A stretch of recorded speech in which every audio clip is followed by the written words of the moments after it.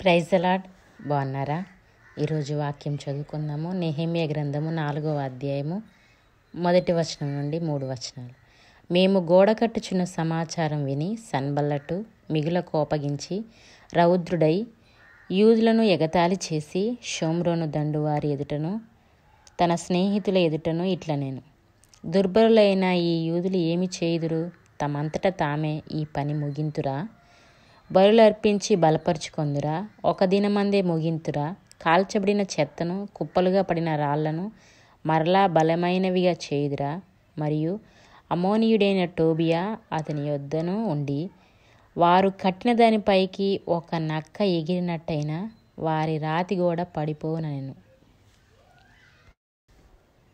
మనము ఏదైనా ఒక పని, కార్యము గురి కలిగి ప్రారంభించినప్పుడు ఆటంకపరిచేవాళ్ళు, అవమానపరిచేవాళ్ళు, మన పని తక్కువ చేసి మాట్లాడేవారు, లేకపోతే ఆటంకపరిచే పరిస్థితులు ఎప్పుడూ ఎదురవుతారు.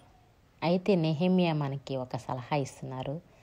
నెహెమ్యా గ్రంథం 4వ అధ్యాయం 9వ వచనం, మా దేవునికి ప్రార్థన చేసి. నెహెమ్యా గ్రంథము 4వ అధ్యాయము 14వ వచనము, వారికి మీరు భయపడకుడి, మహాగణుడును భయంకరుడగు దేవుని జ్ఞాపకం చేసుకొని.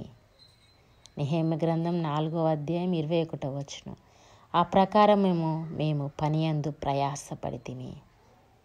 ప్రార్థన చేసాము 1, 2 మా దేవుని జ్ఞాపకం చేసుకున్నాము, 3 పని యందు ప్రయాసపడ్డాము. అయితే అద్భుత రీతిగా దేవుడు వారి పక్షాన నుండి నెహెమ్యా గ్రంథము 6వ అధ్యాయము 15వ వచనం, 52 రోజులకు ప్రాకారమును కట్టుట సమాప్తం చేశారు.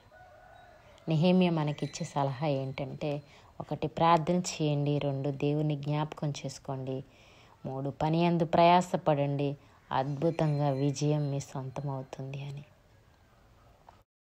ఆటంకాలు వచ్చినా, అవరోధాలు ఎన్నైనా ప్రభువునందు ఆరంభించిన పని పూర్తి చేయడం దైవిక లక్షణం.